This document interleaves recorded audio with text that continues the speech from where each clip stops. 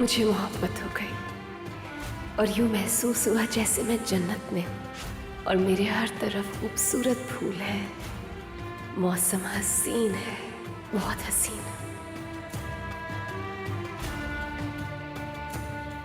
हाँ, मगर एक तरफ जहन्नुम की आग भी जल रही है, लेकिन वो आग मेरी मोहब्बत को जला नहीं सकी।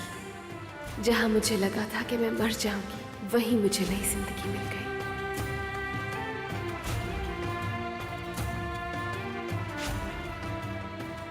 मैं तो बिल्कुल टूट चुकी थी, लेकिन एक नई उम्मीद ने मुझे बिल्कुल एक नए पौधे की तरह दोबारा सरसब्ज कर दिया। क्योंकि उम्मीद हमें जिंदगी देती है और मैंने कभी उम्मीद नहीं छोड़ी।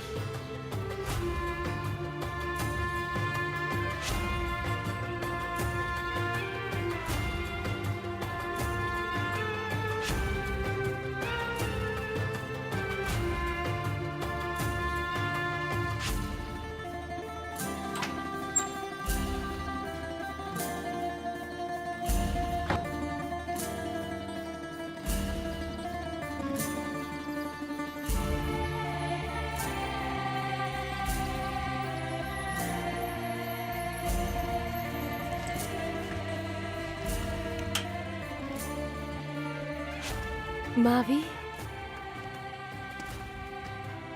कैसे हो?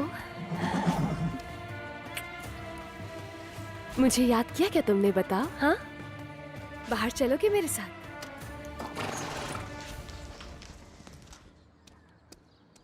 इस बार सिर्फ घूमने जाएंगे, भागने के लिए नहीं। हाँ?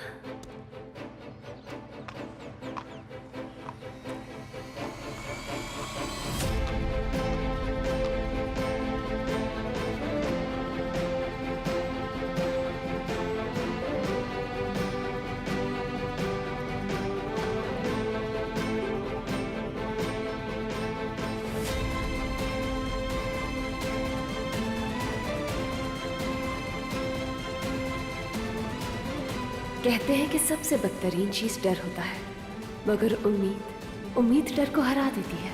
मैंने खुद तजर्बा किया है। मैंने किसी पर भरोसा नहीं किया सिवाय उस उम्मीद के जो मुझ में थी, और उसी के सहारे अंधेरों में रोशनी मिली मुझे। मैं गलत नहीं थी। मैं हार गया था, लेकिन एक लड़की ने आके मेरे अंदर उम्मीद की नई लहर जगाई। अपनी जुबान से नहीं, बल्कि अपने दिल से। मेरे कान में नहीं, मेरे दिल में उम्मीद जगाई। उसने कहा, प्यार ऐसा होता है, किसी को नहीं देखता, किसी की नफरत को नहीं जानता, किसी की दुश्मनी नहीं देखता। किस्मत हमेशा इंसान से जीत जाती है।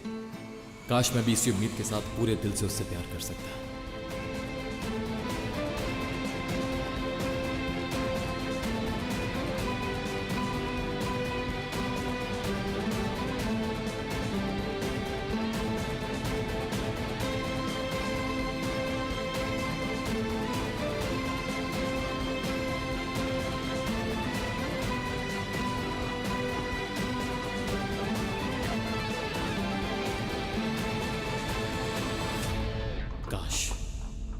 जिस उम्मीद की वो बात करती थी, काश मैं भी उसी उम्मीद पर उसे प्यार कर सकता।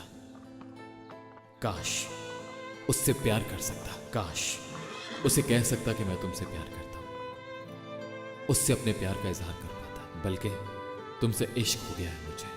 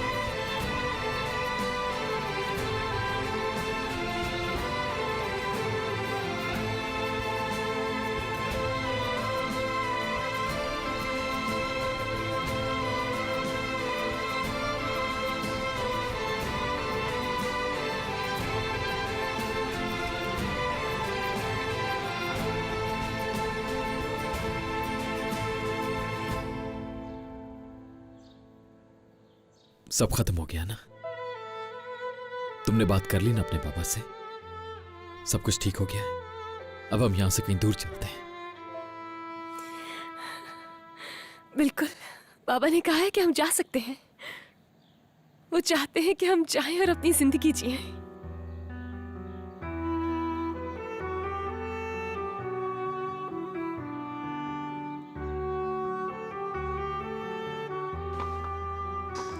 रेयान, आज के बाद हम सिर्फ एक दूसरे के लिए जिएंगे, सिर्फ तुम और मैं। अपनी दुनिया बनाएंगे जिसके अंदर सिर्फ तुम और मैं होंगे और कोई नहीं। जितना मिले उस पर खुश होंगे, ज्यादा की तलाश नहीं करेंगे। तुम्हारे साथ रहूं मेरे लिए इतना ही काफी है। इसके अलावा कुछ नहीं चाहिए मुझे, कुछ नहीं चाहिए मुझे। क्या ऐसा मुमकिन है? चलो यहां से दूर चले, एक ऐसी जगह जहां सिर्फ तुम और मैं हूं और कोई नहीं। मुमकिन है ना ये? हाँ, ये कोई ऑप्शन नहीं है, लाजमी साथ रहेंगे हम दोनों, क्योंकि हमें दादी से बहुत दूर जाना होगा। मजबूरी है, उनको छोड़कर हमें जाना होगा यहां से। और ये मेरी जिंदगी की सबसे अच्छी मजबूरी होगी, क्योंकि उन्होंने सोचा हुआ था कि इंतकाम मेरे हाथों से ही लेना है। लेकिन तुम देख लेना, मैं ऐसा नहीं होने दूंगा, कुछ नहीं होने दूंगा। कभी नहीं फंसा सकती। मेरी जान, भरोसा है मुझे तुम पे।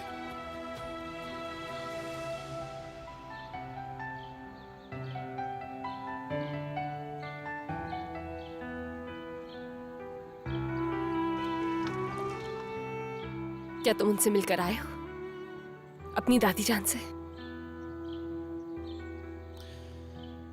नहीं, नहीं बात कर पाया मैं। दादी एलिफ की मौत के बाद बहुत बदल चुकी हैं रेयान। किसी से कोई बात नहीं करती, ज्यादातर वक्त अपने कमरे में ही गुजारती हैं।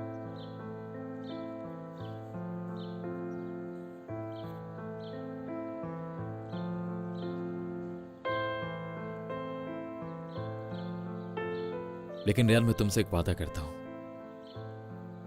आज मैं उनके पास जाऊंगा और उनकी आंखों में देखकर उन्हें साफ साफ कहूंगा कि हम दोनों एक नई जिंदगी शुरू करने वाले हैं।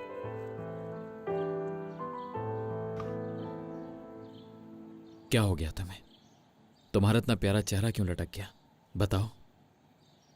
और हां, तुम परेशान मत हुआ करो, वो मुझे अब किसी भी तरह से कायल नहीं कर सकती। तुमने और मैंने मिलकर जो फैसला किया है, मेरे लिए कोई भी इस फैसले से ज्यादा जरूरी नहीं होगा। मैं जानती हूँ फैसला कर चुके हैं। हम दोनों यहाँ से बहुत दूर चले जाएंगे और एक नई जिंदगी शुरू करेंगे। मगर पता नहीं क्यों एक घबराहट है। हमारा ये फैसला सही तो है ना?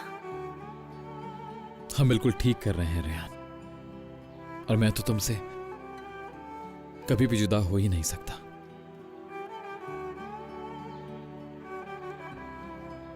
अगर एलिफ आज जिंदा होती तो वो भी हमें ऐसे ही देखना चाहती, क्योंकि वो भी बहुत चाहती थी कि हम दोनों की जिंदगी हमेशा एक साथ खुशी के साथ गुजरे।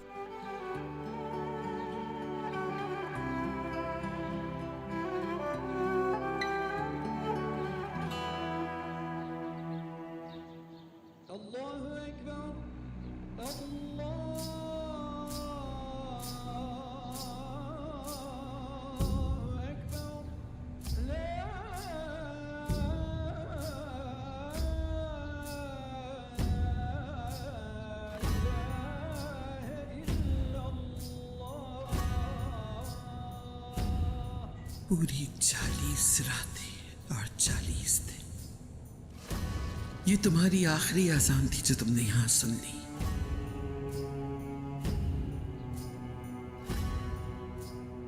दुश्मनों की मट्टी में दबा हुआ आखिरी दिन।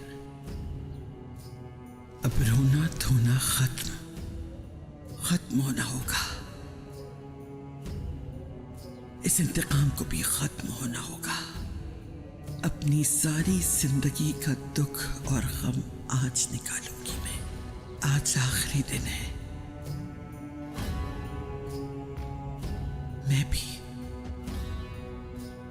मैं भी तुम्हारे पास आ रही हूं एलिफ। बस आज ही का आखिरी दिन है जो तुम यहां अकेली सोगी।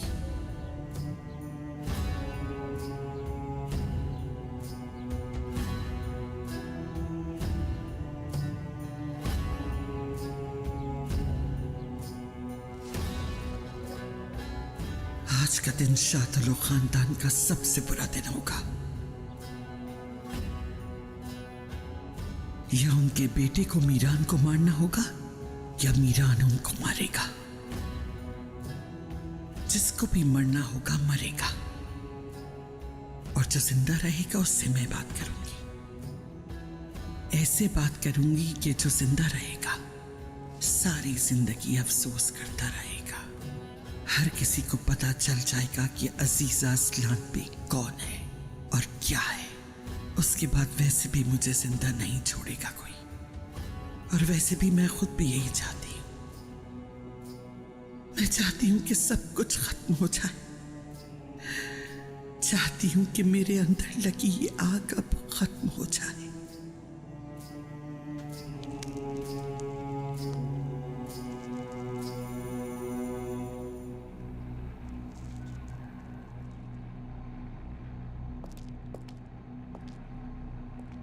एलिफ को यहां से निकालो और उसकी मां की कब्र में दफना दो, और इसको बंद कर देना या छोड़ो खुला ही रहने देना।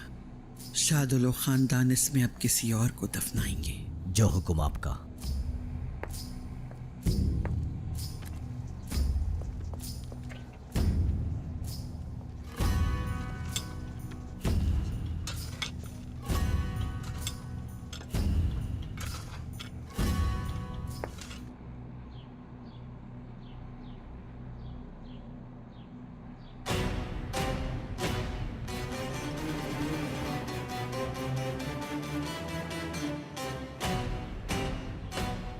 हर अच्छी कहानी दो तरीकों से शुरू होती है। या तो इंसान सफर पे निकलता है, या फिर शहर में कोई नया शख्स आता है।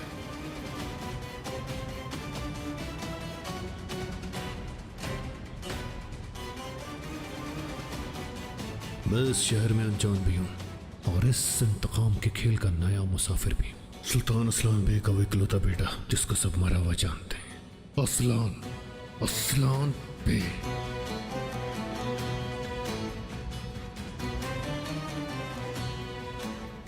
जिस इंसान के आसपास कोई ना हो उसके पास सोचने का बहुत वक्त होता है, और मैंने अपने अकेलेपन में बहुत सालों बहुत कुछ सोचा है। कैसे मुझे मेरी फैमिली से दूर रखा गया, किसने मेरे साथ ऐसा किया। मेरा बचपन और मेरे ख्वाब सब कुछ छीन लिया, और जिसके साथ भी इतना बुरा होता है वो इंसाफ की तलाश में ऐसे ही निकलता है। मेरी कहानी भी ऐसे ही शुरू हुई। मेरे आने की वजह ना ही इंतकाम लेना है और ना ही बदला। मैं यहाँ इंसाफ की तलाश में आया हूँ, और दूसरों को इंसाफ दिलवाने। जैसे जैसे मेरी कहानी खुलती जाएगी लोगों को इंसाफ मिलता रहेगा। मैं यहाँ सही को सही और गलत को गलत साबित करने आया हूँ। मुजरिम को उसके किए की सजा जरूर मिलेगी, जरूर। ऐसा लग रहा है जैसे कहानी आज ही शुरू हुई है, हमारी जिंदगी की कहानी।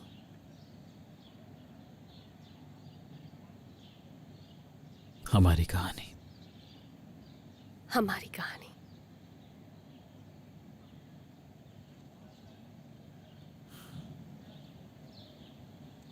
हाँ, बेबी कैसा है? कोई इम्प्रूवमेंट है क्या? हाँ हाँ ठीक है, वो शुक्र है। डॉक्टर से बात हुई थी, आज डिस्चार्ज हो जाएगी वो हॉस्पिटल से, सब ठीक है। ओह चलो शुक्र है। देखा तुमने, रास्ते का सारा अंधेरा आहिस्ता आहिस्ता खत्म होता जा रहा है। क्या वाकई ऐसा होगा? हाँ वाकई ऐसा होगा। क्या तुम्हें मुझ पर यकीन नहीं है?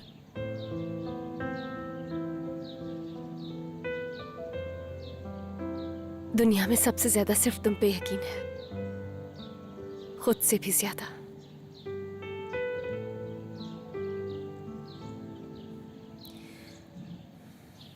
मगर ये आसान नहीं है, क्योंकि इंसान जब बहुत ज्यादा खुश होता है तो उसे ये डर रहता है कि कहीं कुछ हो ना जाए। और मुझे तो जब भी खुशी होती है मुझे बात की फिक्र हो जाती है।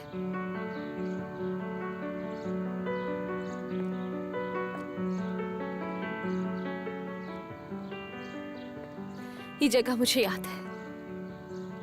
मैं चाहती थी कि सब खत्म हो जाए, मेरी जिंदगी, हर चीज। और जिस जगह सब कुछ खत्म करना चाहती थी, आज वहीं तुमसे एक नई जिंदगी की शुरुआत चाहती हूँ।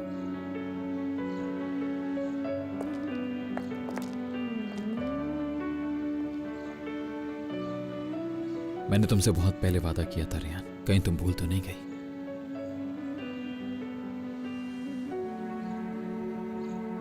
कि अगर मैं गिरूंगी तो तुम भी मेरे पीछे आओगे, तुम मुझे गिरने से बचा लोगे। याद है मुझे।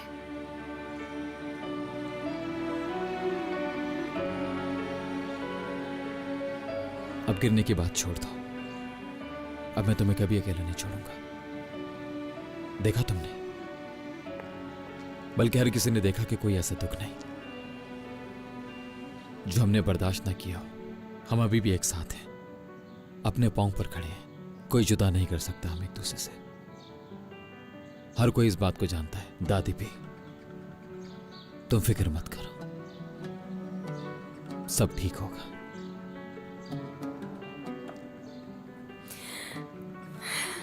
सब जान जाएंगे हमारे फैसले के बारे में। चलो अब चलते हैं। कहाँ? अपना फैसला सबको बताने। मावी को भी ले चलते हैं। चलो आ जाओ, चलो।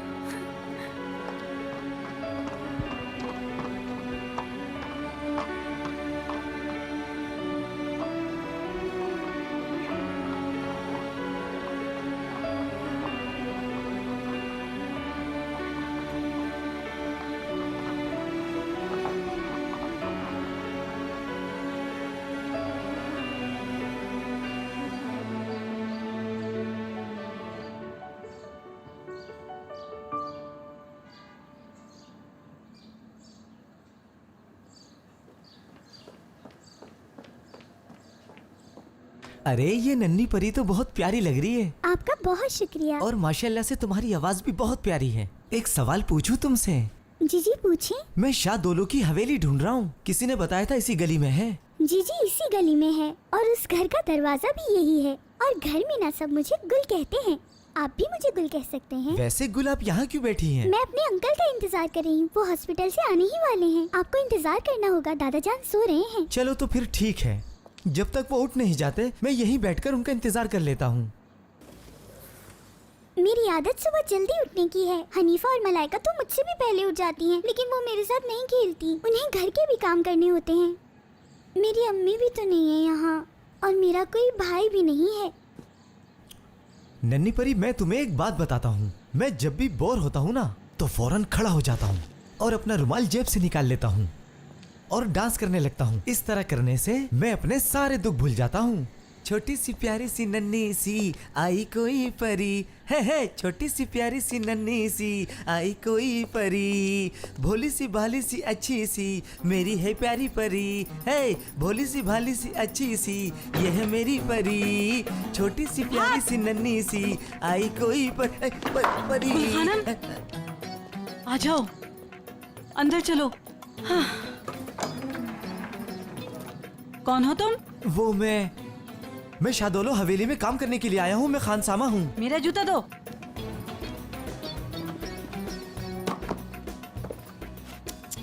कौन सा खानसामा?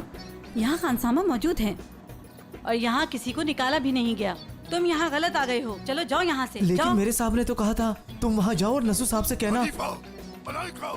अभी तक नाश्ता क्यों नहीं तैयार हुआ? हाँ, ये नसू साहब हैं। हाँ, नसू साहब हैं। अभी बहुत गुस्से में हैं। चले जाओ यहाँ से, किसी और वक्त आना। अभी जाओ तुम यहाँ से, चलो। अच्छा ठीक है बाजी, मैं बाद में आता हूँ ताकि नसू साहब का गुस्सा ठंडा हो जाए। पता नहीं कैसा इंसान है, बदतमीज। मुंह उठा के चला आया। नसू साहब। हाँ। मैंने तुम्हें इस हवेली में दाखिल होने दिया तो मुझे बताना। और कितना इंतजार करना पड़ेगा मुझे? उफ।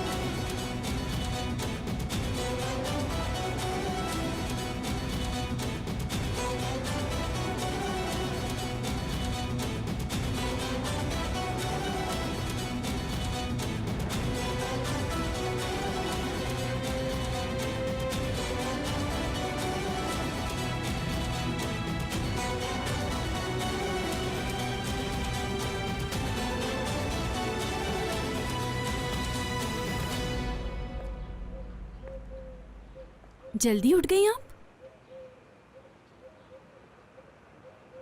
आपको भी मेरी तरह नींद नहीं आ रही ना? रात के वक्त बहुत डर जाया करती थी क्योंकि हमारे कमरे साथ साथ थे, तो वो भागकर मेरे पास आ जाया करती थी और मुझे कहती थी कि आंटी मुझे बहुत ज्यादा डर लग रहा है। अपने ख्वाब में देखा मैंने उसे, थी तो वो बड़ी लेकिन आवाज बचपन वाली थी, हालांकि सबसे ताकतवर वही थी। मैं भी चाहती हूँ कि काश एक बार उसको देख सकूं। मुझे तो डर लगता है कि कहीं मैं उसको भूल ना जाऊं, इसलिए रोज उसकी तस्वीर देखती हूँ, क्योंकि हमने कोई अच्छा दिन नहीं गुजारा जिसको याद कर सकूं। हमने अपनी जिंदगी में देखा ही क्या है, और मेरे भाई ने भी। अपने दुख और राज सीने में दफन करके ही चली गई बेचारी लड़की। क्या मतलब? एलिफ के पास क्या राज था? अब ये तो अल्लाह को ही पता है। हाँ, अल्लाह तो जानता है, लेकिन जो लोग वजह बने वो तो अब तक जिंदा हैं और अपनी जिंदगी सुकून से गुजार रहे हैं माशाल्लाह। आपने ही कहा था ना कि एलिफ को आजाद के पास रियान ने भेजा है, ऐसा ही है ना? खुद को आजाद से बचाने के लिए एलिफ को आगे कर दिया और एलिफ रियान की वजह से कुर्बान हो गई। लेकिन मैं रियान को खुश नहीं रहने दूंगी। रियान को एलिफ की कुर्बानी का हिसाब अब देना ही होगा और वो मैं लूंगी।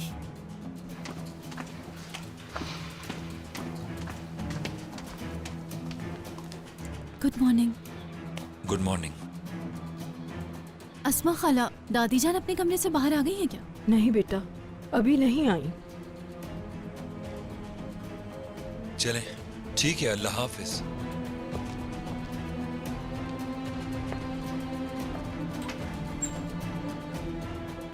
मुझे डर लग रहा है कि अगर दादी जान कमरे से बाहर आ गई तो क्या होगा? तुम्हारी दादी में अब इतनी हिम्मत नहीं रही कि वो किसी को कुछ कर सके। लेकिन मुझे इस बात का यकीन नहीं आ रहा अम्मी। यकीन करो अजीजा, अब तुम्हारी पहले वाली दादी नहीं रही, क्योंकि मीरान ने इंतकाम खत्म कर दिया है। अब इसकी हिम्मत खत्म हो चुकी है क्योंकि मीरान उससे अलग हो चुका है। इसका क्या मतलब? अगर एलिफ की मौत का जिम्मेदार तुम्हारी दादी शादोलो को समझती तो कोई ना कोई कदम उठा चुकी होती। वो अच्छी तरह जानती हैं कि जो कुछ भी हुआ है उसकी जिम्मेदार वो खुद हैं। अब तुम्हें अपनी दादी से डरना नहीं चाहिए बल्कि रहम खाना चाहिए, क्योंकि उनका हाल इंशाल्लाह इससे भी बुरा होगा। मेरे ख्याल से आपको गलत लगा है। दादी जान जब कमरे से बाहर आएंगी तो बहुत बुरा होगा। याद रखिएगा आप, उनका यहाँ होना डर की अलामत भी है। अगर इसके अलावा आप कुछ और सोच रही हैं तो अभी तक आपने दादी को पहचाना नहीं है।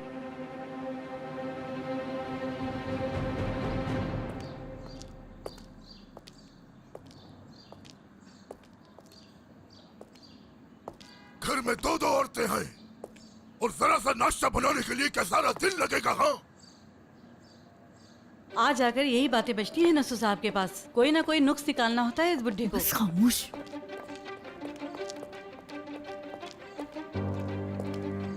दादा जान और कितना इंतजार करूं? आंटी कब आएंगी? जी अपने दादा की जान, थोड़ी देर में आ जाएंगे। पिछले 40 दिनों में 40 साल जितना दुख बर्दाश्त किया, लेकिन अल्लाह ताला ने हमारे उस दुख को सुख में बदल दिया। अब थोड़ी ही देर बाद उस दरवाजे से घर का सबसे छोटा शादुलू खानदान का फर्द दाखिल होगा। हाँ खिजर, खुदा का शुक्र है। दादाजान आंटी आ गई। दादाजान बेबी भी आ गया। आ जाओ आराम से, संभल कर। या अल्लाह, माशाल्लाह, कैसी है हन्नान साहिबा? माशाल्लाह।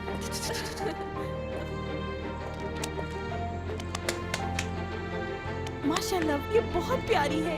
बहुत बहुत मुबारक। बहुत शुक्रिया भाई, शुक्रिया। मुबारक हो। बहुत शुक्रिया।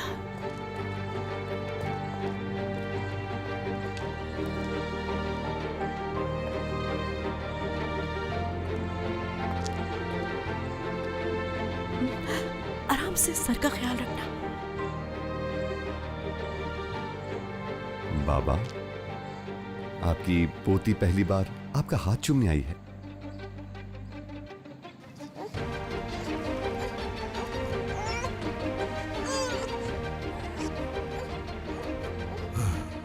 खुश आमदीद शहजादी। बहुत इंतजार करवाया तुमने। 40 दिन 40 रात मुझे नींद नहीं आई। अल्लाह से किस कदर दुआएं मांगी तुम्हारे लिए बेटा। शुक्र है मेरे रब, तूने सही सलामती से भेजा। तुम भी बहुत ताकतवर हो, है ना? और क्यों ना हो, तुम भी तो एक शादुलो हो। चलो, एक और आ गई शादुलो खानदान में। अब पता चलेगा क्या होता है। तुम्हारी जिंदगी दांव पे लगी थी, लेकिन तुम जीत गई। अल्लाह इससे हर दुख को दूर रखे। आमीन। आमीन। ये बच्ची हमारे घर और हमारे खानदान के लिए मुबारक साबित होगी इंशाल्लाह। आमीन। इंशाल्लाह, इंशाल्लाह बाबा। चलो, अब फिर यारेन की बारी है इंशाल्लाह। इंशाल्लाह, इंशाल्लाह। तौबा है। चलो अंदर चले, आ जाओ। आजाद कहाँ है?